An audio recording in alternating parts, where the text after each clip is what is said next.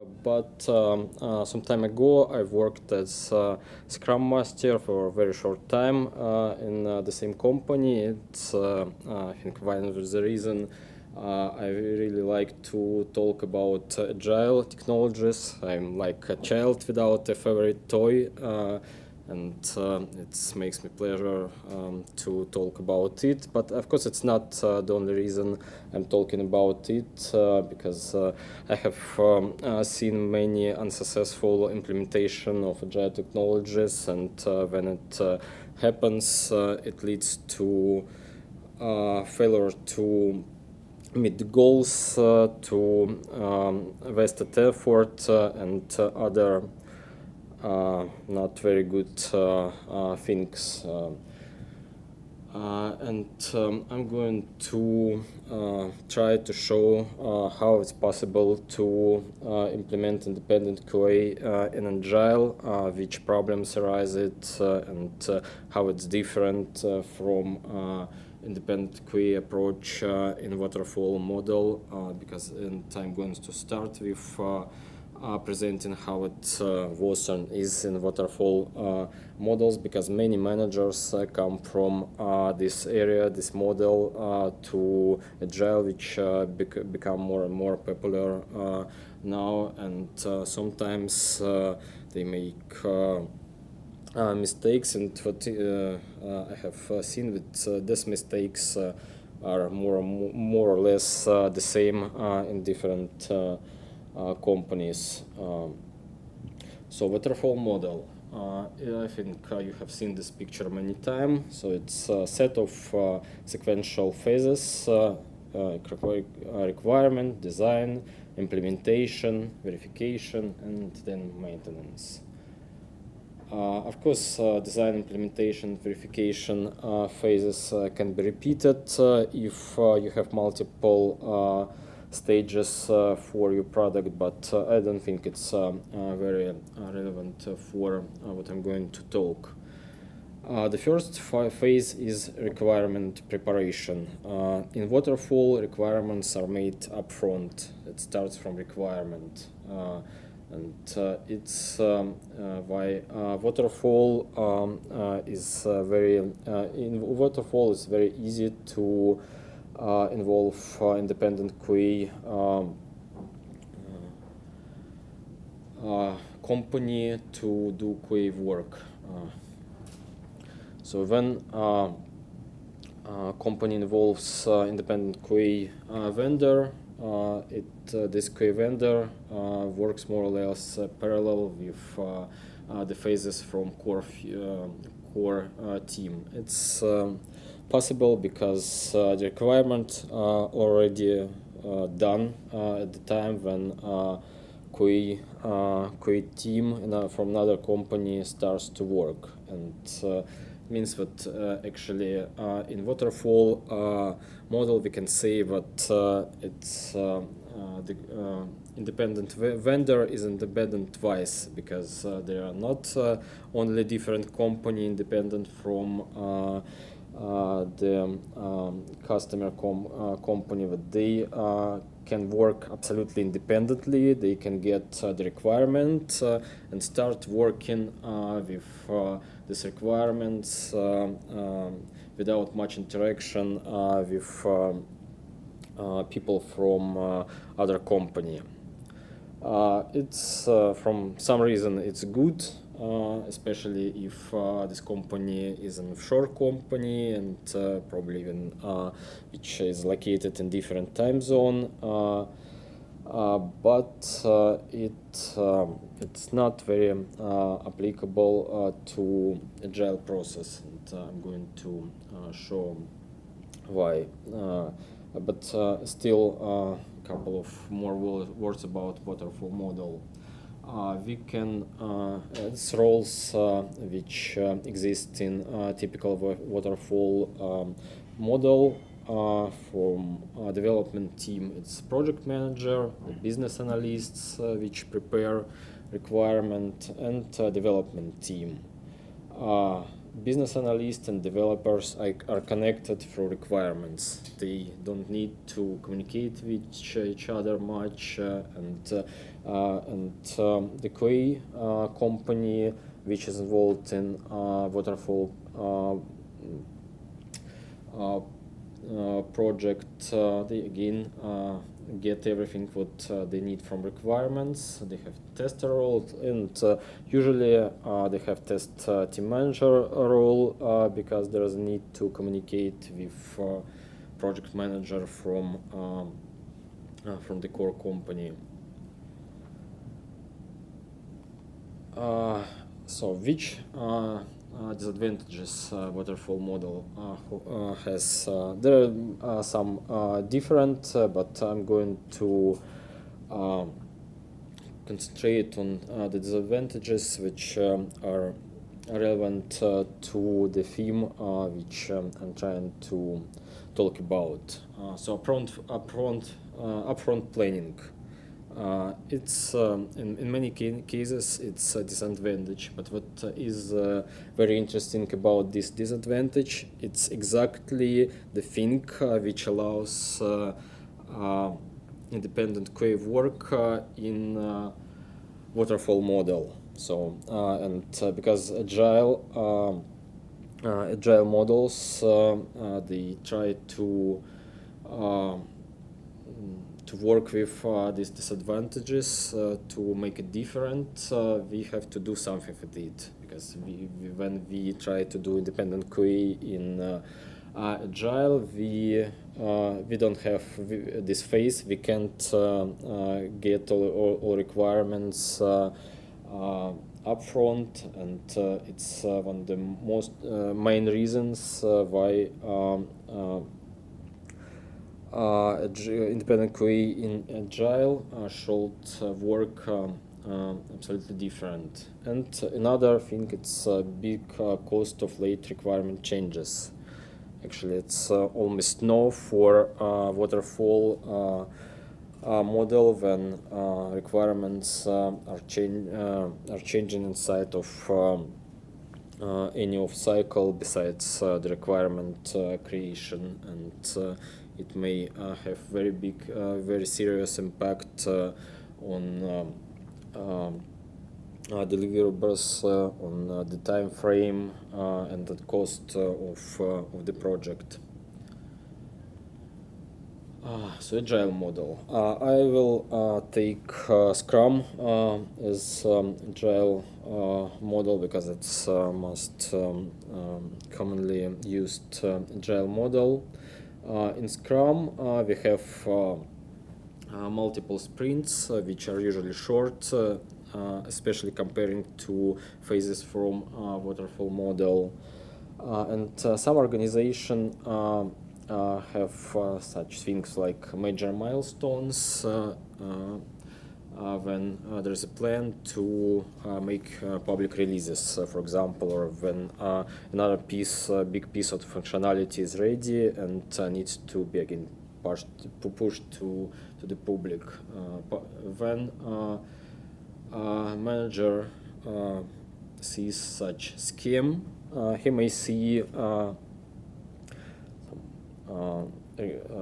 pattern which looks similar to waterfall, and what the naive approach to involving independent QA in agile process, it's to repeat in QA the waterfall part of traditional model, but bind it to this time frame between major milestones. Will it work?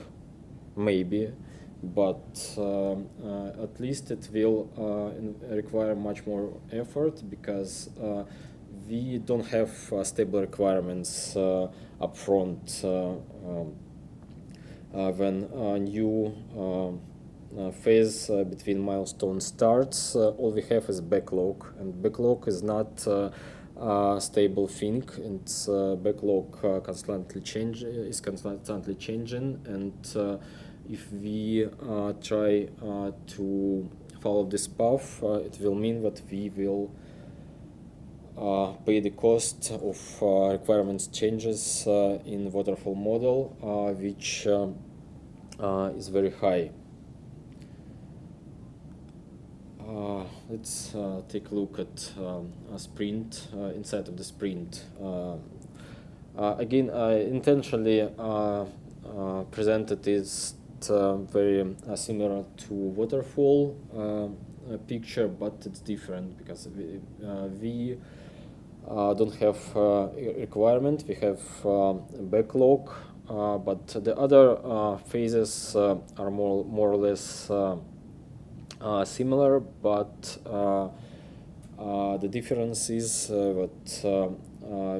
that each of this phase it actually applies to PBI, to product backlog item. So it's not just a sequential of step. It's something which happens many times during the sprint. So again, how QA may be involved here. Again, we have this distinct phases. When we have independent QA vendor, test part will be completely on the shoulders of QA company.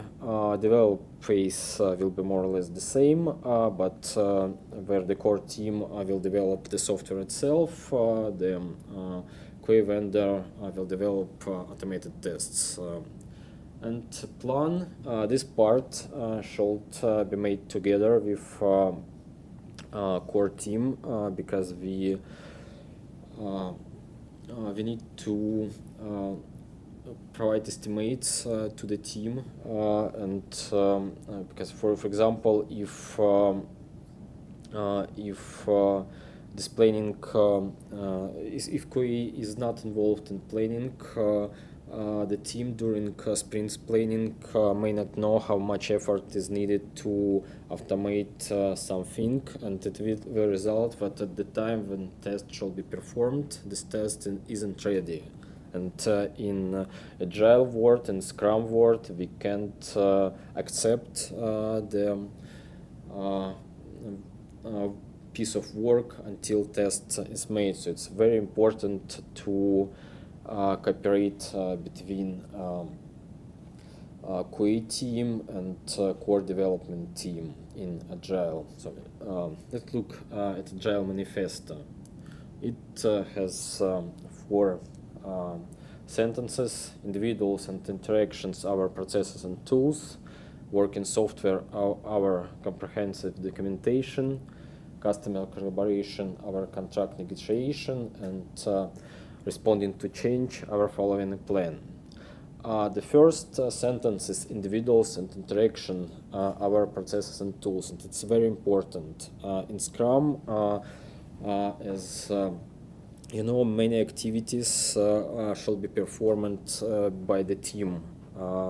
When during sprint backlog grooming, the whole team shall cooperate. During sprint planning, the whole team shall cooperate, and so on. So interaction is the essential part of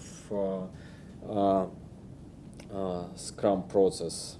Let's take a look at the roles in Scrum method. It's drawn differently. I have put this business analyst, developer, and tester as a circle because they have to work as one being, to be the real team, to work shoulder to shoulder in Agile process, and it's very important. The communication between individual members of the team is essential part of every Scrum process, and if that doesn't work, it leads to bad Scrum experience. Again, when QA vendor is involved in this process, what is usually happens, we just break apart the circle because tester are different, testing company is different one, and again, these testers work another office in another location, but when we break the circle, we break the communication between QA part and development part, and it doesn't work well because, as I said before, QA can't communicate some estimations and other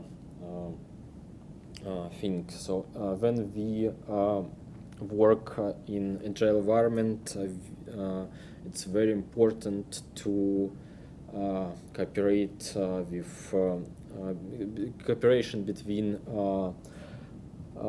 development team and QA team are very important,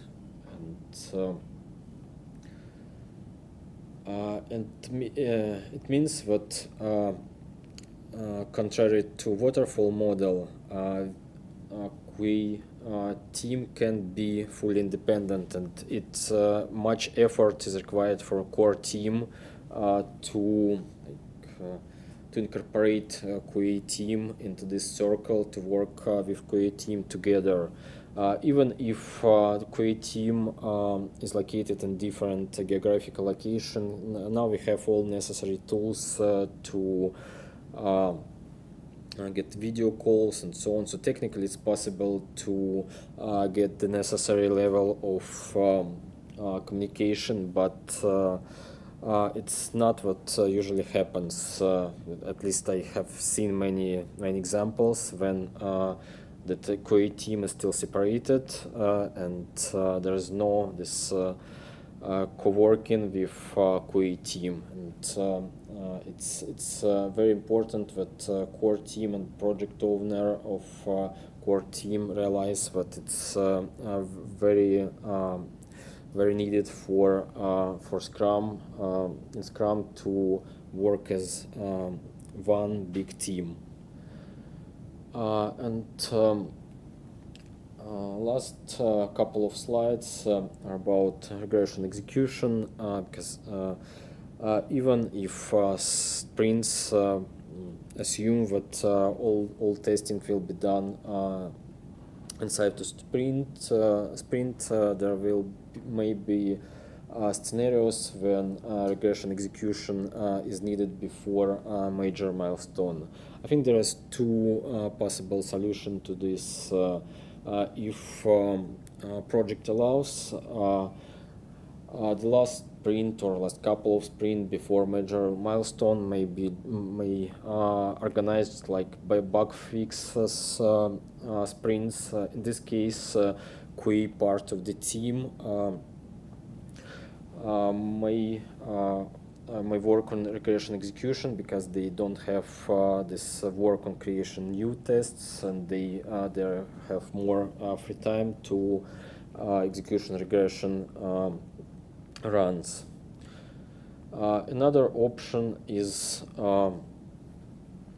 to perform regression execution after the milestone release is ready. In this case, it can be executed either with some different team which just executes regression which was created as activity of the team which work in sprint, or it can be some side work for QA team. It's all. Thank you. Any questions?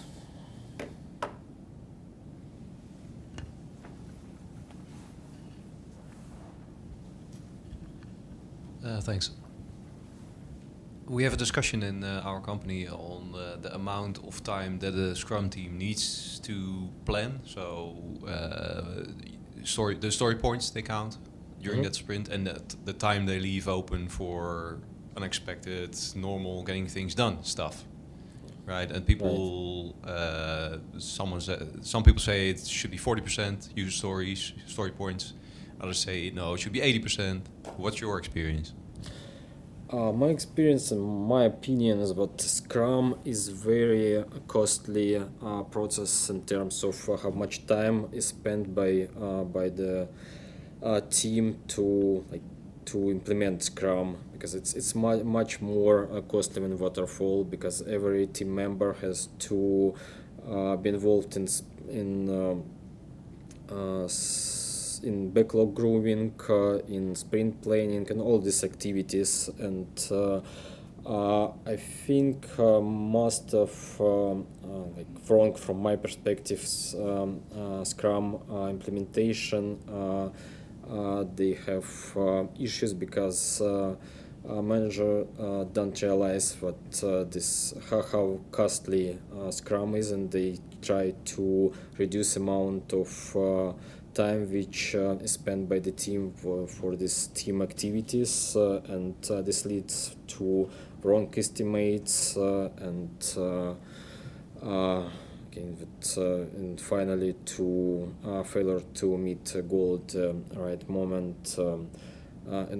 Again, from my opinion, Scrum isn't about delivering software solution faster. It's about predictability.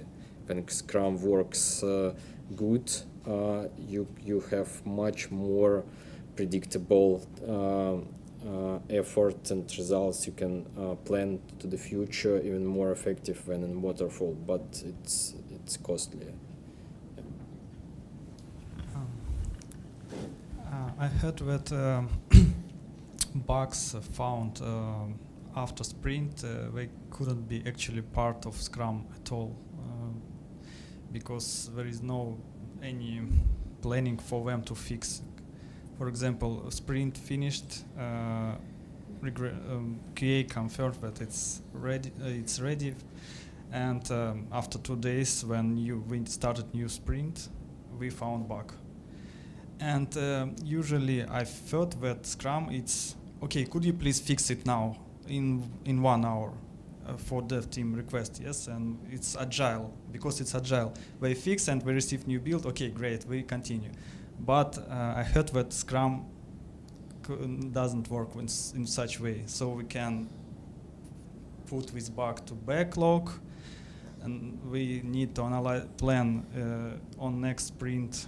Okay, can we include it in this sprint? Oh, no, we have a lot of plans, so it may be in third or fourth sprint.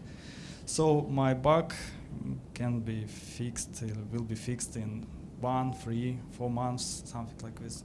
Could we somehow fix this issue? So how do you think how we can work with such bugs? It's not true that extra work can be inserted into existing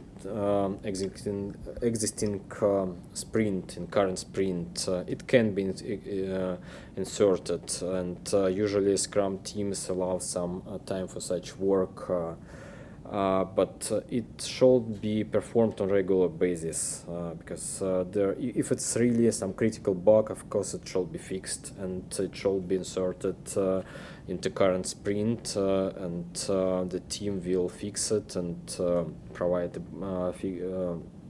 fix for it. But if it's it's not critical bug, of course it's better to put it into backlog, prioritize it, and fix it in the next sprint on priority basis. But there is no restriction on no hard restriction on putting critical things in the current sprint in Scrum. Thank you for your presentation. I have actually the simple question. Do you believe in automation within the Scrum? Yes, it has to be. It has to be automated, everything. Not everything, but at least the more automation we can do, the more easier to perform regression runs after it. And again, teams working in agile environment, and they tend to use continuous integration systems, Again, it's the more things are automated, the earlier developers will see that something wrong happens with the system. But of course, it doesn't mean that everything shall be automated, because some areas are just hard to automate and easier to do manual, to test these areas manually. Again, if we talk about behavior-driven development or test-driven development, I honestly haven't seen successful implementation of this approach. I believe there are some companies who did it, but it's very hard to maintain requirements in some forms like Gherkin, for example. And again, when you don't follow this path, you will end up having something performed manually. Thank you. Any more questions?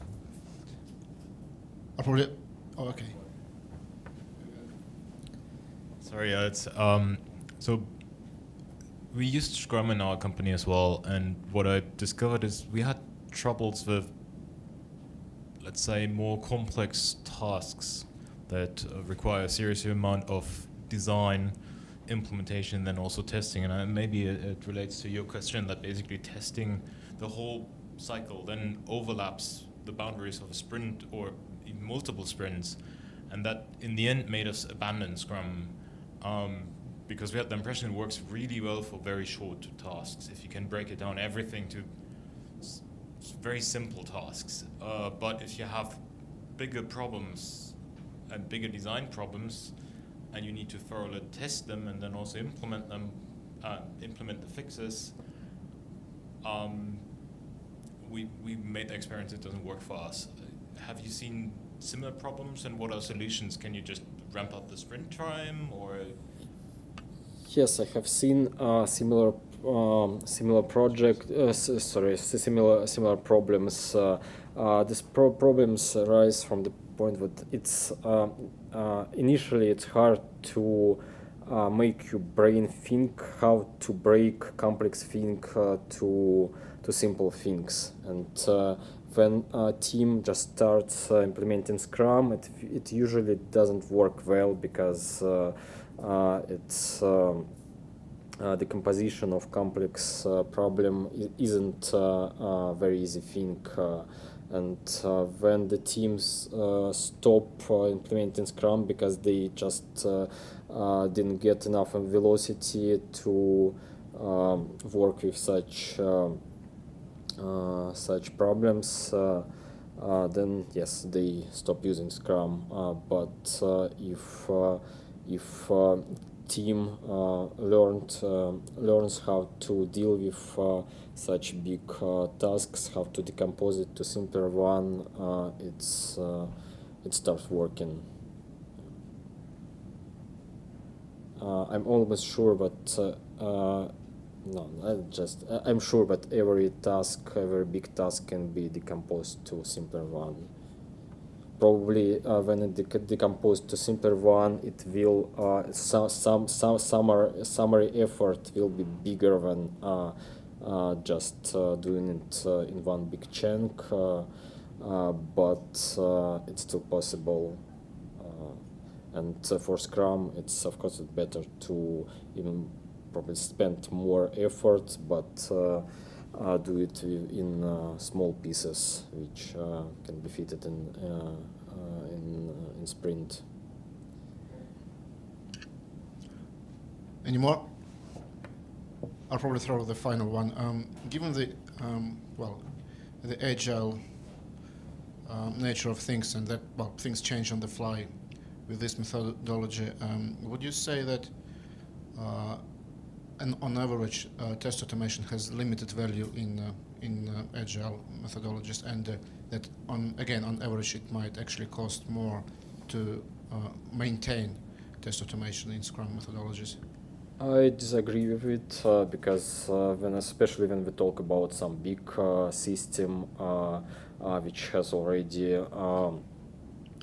big amount of test cases automated. Of course, nobody changes just whole behavior of the system in one sprint. You change it by small pieces, and it's manageable to do these changes. And I think it's the effort of changing automated tests may be comparable to the effort needed to development team to make changes in software, and maybe in some cases maybe even more. But again, it's some reasonable effort. It's not changing whole regression library. Okay, thanks. Well, let's probably call the session a day and go out for lunch. Anton, Sitnikov from Exactpro, thank you very much.